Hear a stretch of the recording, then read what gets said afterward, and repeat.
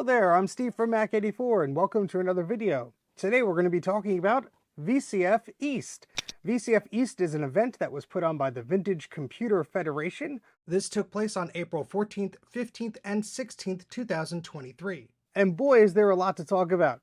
I was a vendor there with the table to show off a lot of retro goodies along with my friends Mike, Sean, and Ron. I had a setup with some interesting computers. Mike brought his special iMac and Sean brought, well, everything. So let's take a look at what I saw at VCF East. We're also going to talk about the things I saw for sale, the things I saw other people poking around with, and just the general vibe, what was going on, and just some of the awesome exhibits that were there on display. So let's get into it. Now, although I did take a lot of photos and videos at the event, I was at my booth most of the time, so unfortunately I did miss out on some things. However, a lot of my awesome friends took a bunch of photos and videos, and I will post all of the links that I can in the video description below, so be sure to check that out. My friend Ron did like 1 billion YouTube shorts during the show. My friend RetroFox took 1 billion photos, so be sure to check the links out to that, because there were some exhibits I didn't even get to see. And my friends Chris and Justin were in the booth next to us, so I'll link to their content as well. So be sure to check those out. I'm going to show a selection here during this video, as well as some of the clips that I took. April 14th, Friday, was the first day of VCF East, and although it was primarily open just for talks, it did give us vendors or exhibitors some time to set up our booths and just get the lay of the land. Hey, does this work, sir? Sir? Fine work. These talks featured topics ranging from the Commodore 64 to the Naboo to a streamers roundtable featuring a lot of YouTube people that you probably recognize. Now, earlier in the year, Adrian of Adrian's Digital Basement and David the 8-Bit Guy announced that they would be present at VCF East. And although the show was always kind of a big hit, I thought this would push it into overdrive. And it did, in a number of ways. So I was expecting to see a lot of people, and yeah, we saw a ton of folks. In fact, the vendors and exhibitors were pretty much maxed out. There was not room to spare for an extra table. So it was quite the sight to see. There was tons on display, and again, I didn't get to see it all, partially because there was so much of it, and because I was manning the table along with my friends. Now, I did catch some of the streamer roundtable, but only about 45 minutes or an hour of it because I still had my table to set up, and thankfully, although there were some choppy issues with the internet connection of them live streaming those talks, they were all recorded, so they will be uploaded in some time. So you could just go to the Vintage Computer Federation's YouTube channel and you'll be able to catch all of those talks that you may have missed. Now on Friday I did get a sneak peek of the consignment area, and it was pretty packed with a lot of PCs and even a few Macs. There were some tempting things on display, and I tried to get a lot of photos and videos of these areas because I thought that this was the only chance that I was going to get to look at this before a mob swept over them and picked it clean. And I was right. We'll get to that a bit later. So I did take a lot of pictures here. There was a PowerMac 8100 or an 8500 there. There were a bunch of Apple Cinema displays. There were some Mac Minis, some modern Apple keyboards. There were a lot of Mac Pros, like a lot of the Cheese Grater or 5.1 or similar Mac Pros on display for sale. A bunch of retro PCs and PC towers and some really neat stuff. I mean, there was something for everybody here. So, it was exciting looking at this stuff, but it was, look but don't touch because the consignment area was not open yet.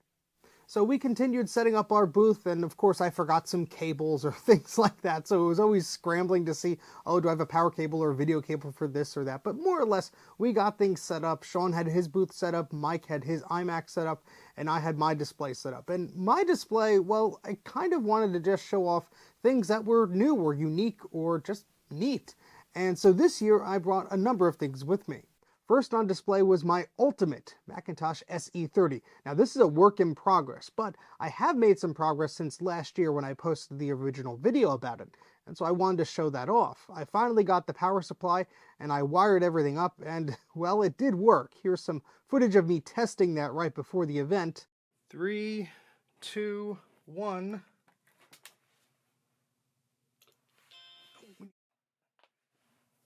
All right, the power light to the screen's on. Ooh, ooh, ooh, Lapis. Yes! Oh man, this is sweet. I was very happy that, well, it actually worked and I didn't blow anything up. So that was on display here. I did have it outside of the case because I did not have any of the mounting hardware or anything else ready yet. I have some big plans for this, so this is one small step in that direction. Now this SE30, of course, is built around my beautiful MacFX.com clear case, and you can see my friends Mackie and Tui from the Macintosh Librarians channel hitching a ride on top of that cool clear SE case. But as you can see, the LCD display works, everything is powered off of that one power supply, and the machine runs great. I do want to fiddle around with a few things here, and I do have to have something to actually hold up that LCD display properly.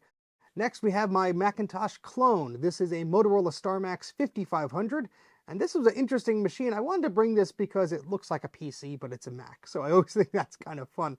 And yeah, this was on display running System 7.6, and then later on I booted into 8.6.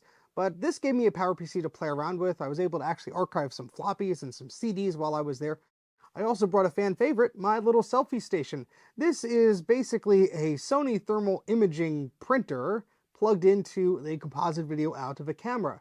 This time it was this Hitachi DVD RAM camcorder, which I have big plans for, and huge thanks to RetroFox for loaning this to me for the event and for the video I'm making about it. But this was great because people could come up, they could see their little preview on the screen, and they could press print and get a little picture, and I'll be posting some of those below or in the video so you could just see some of those examples. But it was a lot of fun. That attracted a lot of attention, and it was just something that I enjoyed doing last year, so I wanted to bring it back this year. The other thing I decided to bring was a big one. This is my image writer LQ, the biggest and heaviest image writer that I own. At least I think so. This thing weighs a ton, and I brought it because I wanted to show it off, and we actually ended up printing from it.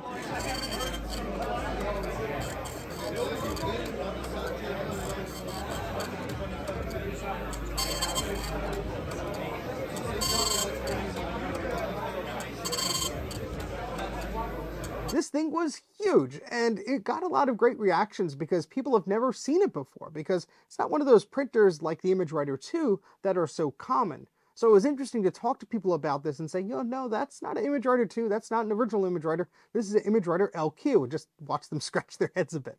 Speaking of things that not a lot of people have seen, I brought my set-top box prototypes. Now, I actually forgot them on Friday when we were setting up, but Saturday I quickly set them up, and yeah, they were really cool for people to just be like, what is that?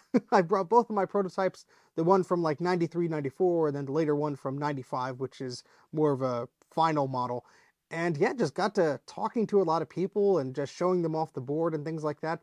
Although the 1994 model, or the earlier prototype, it did not want to really turn on. I tried to get it working. I wanted to show off some of the demos, but it just was being very cranky, and I accidentally broke off one of the pins on the headers on the logic board, but not a big deal. I could repair that very easily. But it's just one of those things where, it works at home, and you go bring it somewhere and it was cranky. Now, Mike brought his iMac G5 prototype. This isn't the first time he's brought it to VCF East, but it's one of those cool things that it's nice to bring in person and just show people, hey, look at this thing. It's different than what you'd expect. This iMac G5 has a compact flash slot on the back of the machine, allowing you to put a compact flash memory card into the back of the computer. This was long before iMacs came with a SD card slot, but it was really cool that Mike brought it for our table and was able to show it off to the people that visited our booth. Our friend Sean of Action Retro brought seemingly every crazy machine he's ever featured on his channel, including his 20th anniversary Macintosh, which had some surgery going on during the show, but I'm not going to spoil anything, so check out his channel to learn what shenanigans were going on with that.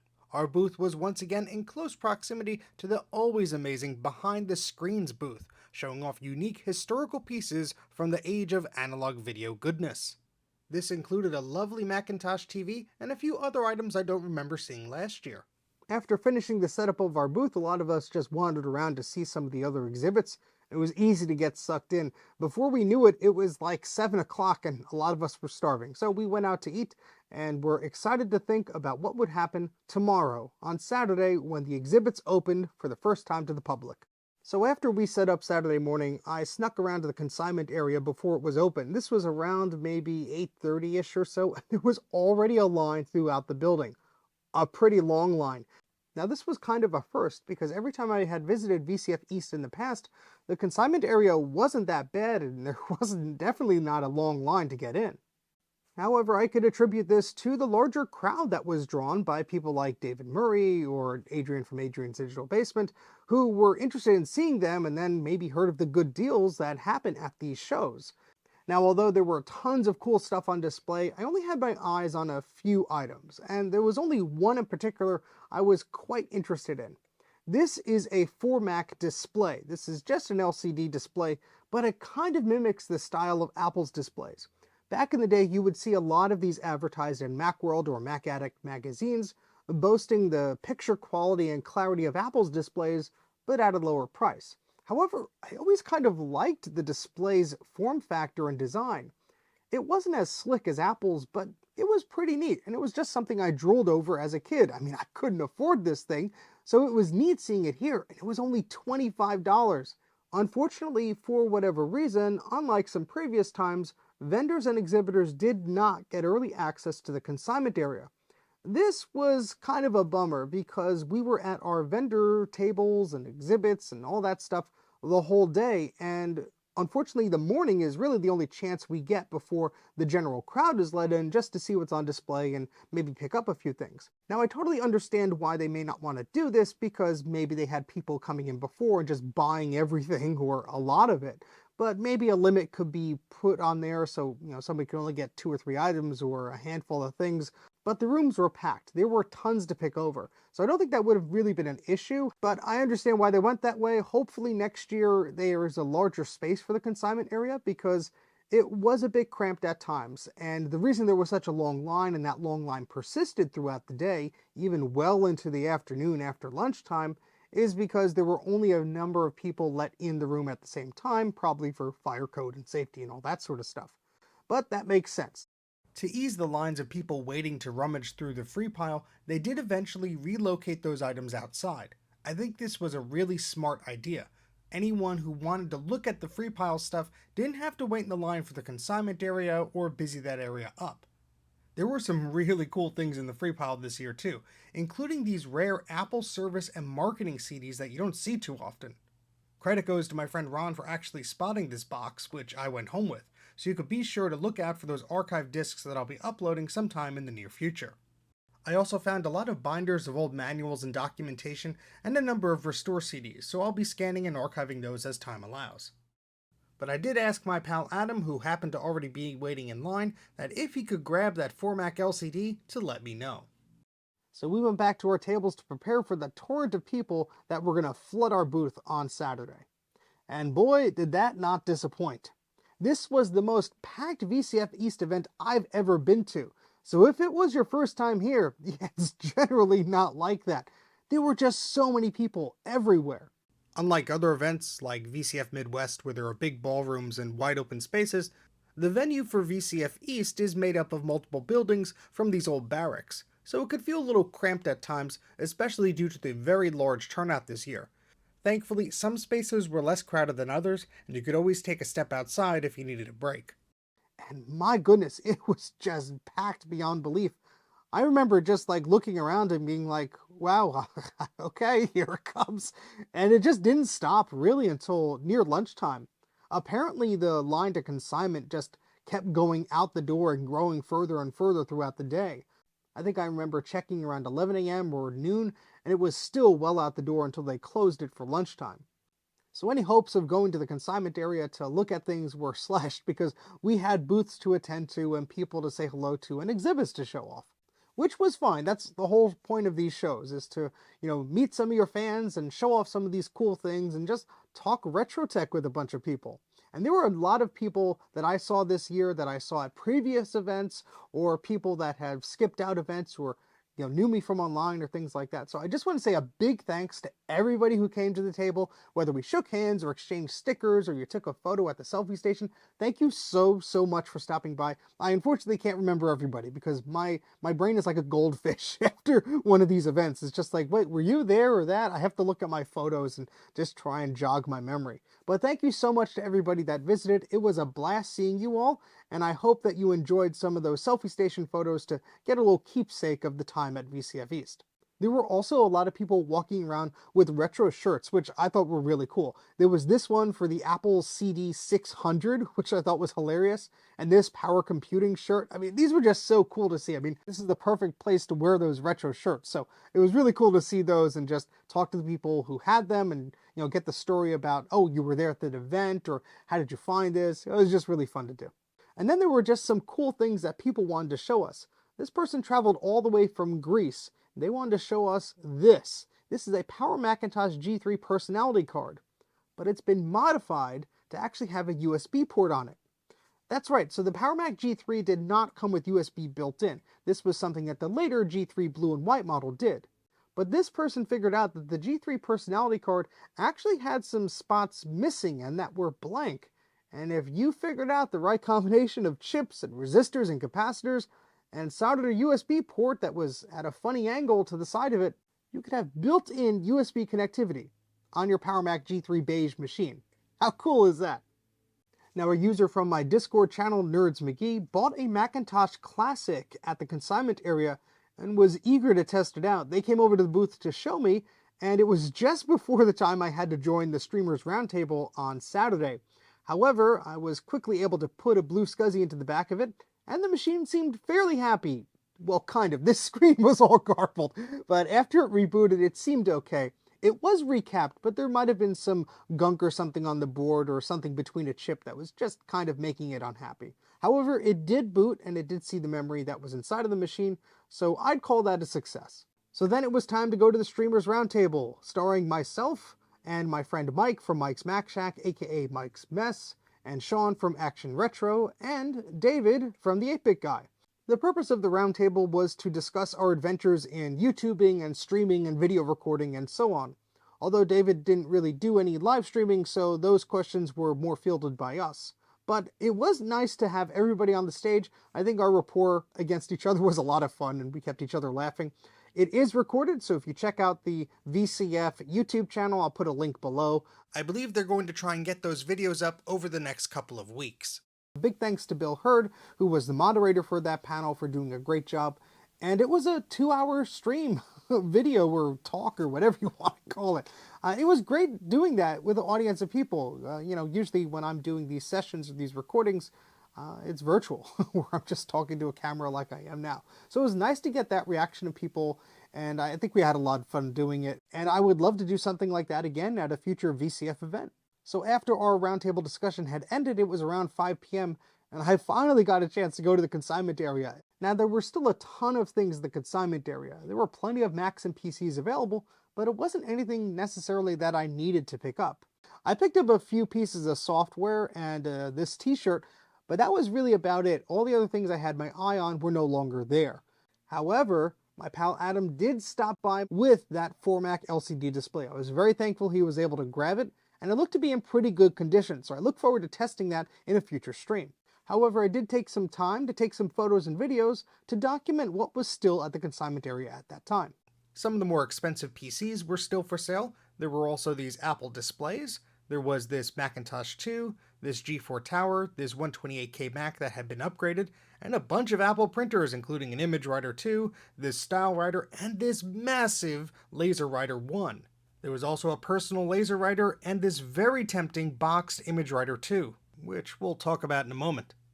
Again, a huge thanks to all the volunteers and organizers of VCF. I know a lot of them were stuck at the registers in the consignment area throughout the entire show. They were there to help the endless hordes of people looking to pick up something cool. So thank you so much for setting up this area. I know it wasn't easy, especially with the larger crowds this year. I did overhear that some people were walking out with stacks of stuff and bragging that they were going to flip and resell it all, which kind of puts a bad taste in my mouth. Thankfully, I think most of the attendees are true enthusiasts and are here to enjoy the booths, see what's for sale, and to be excellent to each other. But even after a full day of sales in the consignment area, there was still plenty of stuff to explore, plenty of things to pick through, and bargains to be had. Now, although it's always fun to go to the consignment area and rummage through the free pile and look at the exhibits on display, it's just always, to me, about the people. The people you connect with, the people you haven't seen in a few years, the people you've interacted with online but you haven't met in person yet. So it's always fun just to say, oh, hey, how you doing? How's it going? Meet people and shake their hand and just look at the machines they brought and hear about their exhibits. I find that to be the most fun. Now, what was special this year is that after the exhibits closed to the public on Saturday, it was time for us vendors and exhibitors to hang out a little bit. There was this extra time allotted for us, which was not available last year. So that was really special. We got to go out to dinner and relax and then come back and tinker with our booths, make sure everything was set up, talk to other people, mingle around. I really enjoyed that because you don't really get a lot of time to do that. Usually the halls close or things are off limits, and since there's not really a central meeting point, it would have, dissolved pretty quickly. But allowing us to sort of mingle and hang out, I thought was really cool. So thank you to the VCF folks for allowing us to do that. I think that was amazing, and we just had a blast looking at each other's exhibits, poking around with old computers, and just geeking out. Sunday was a bit calmer, thankfully. So there were a lot of people who, just took their time on Sunday going from booth to booth and allowed us to just sort of leisurely sit down or talk to the people who were coming up and get our photo taken or sign something, which is always flattering. I'm still trying to get used to that. But it was a great bit of fun just, sort of having a more of a relaxed kind of day. Saturday was very crazy and was super busy. And although there were still a ton of people on Sunday, it took it down a notch. So that was kind of nice. This also gave us some downtime to explore other exhibits, like this PDP-8 exhibit set up by David. This was really cool. It was right across the room from us, and I just did not have a chance to see what was going on the entire time. So this was a perfect break on Sunday to go over and talk to David, who was setting up this exhibit, and just see what it was all about. Essentially, he had this PDP microcomputer that was just on this rack of gear, and it was really neat. But essentially what's going on here is there's an analog video camera and a terminal and this PDP-8 system and this huge dot matrix printer, and everything that's going on is just to capture your image and print it out on this printer. So of course I had to get myself immortalized in dot matrix, and this was really cool. It only took a few minutes, and the sound that this printer made was all its own. So here's some video clips of that.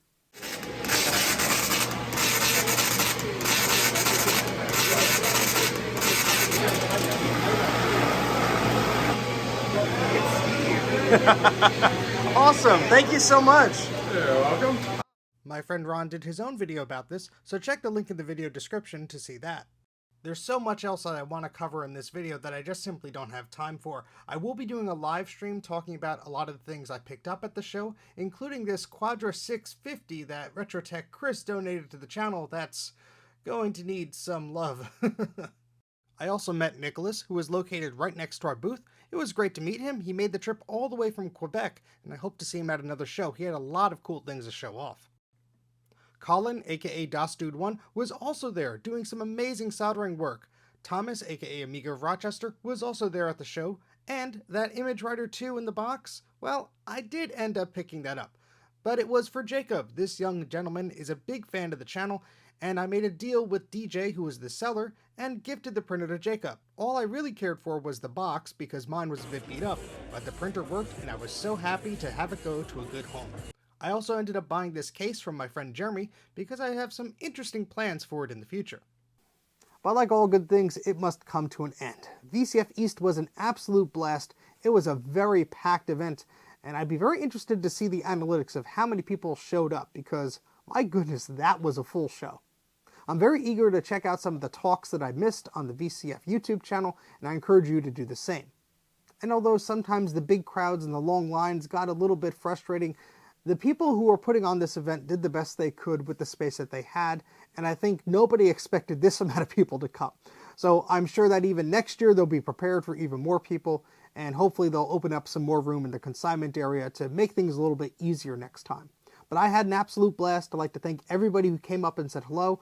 Thank you to all the organizers and volunteers who put on this amazing show, and to all of my people at the table who put up with me and our shenanigans throughout the entire weekend, playing around with these old computers and just poking around at old gear. It was a lot of fun, and I can't wait for the next one.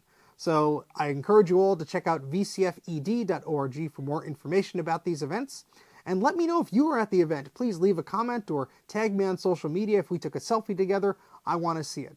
I've also just launched a new shop, so if you like the shirt you saw at VCF East or some new designs that I put up there, please be sure to check out that website and grab some gear for yourself. I'll put a link in the video description, and I'll include a limited time promo code just for you as well. And because of the additional exposure of the show, I just passed 15,000 subscribers on YouTube. So thank you to everyone who have subscribed. It's amazing. If you're new here, thank you so much. Stick around, there's going to be a lot of cool stuff. But if you're new to the channel, please consider hitting that subscribe button. That's about it for now. Thank you so much for watching, and I'll catch you right here next time on Mac 84.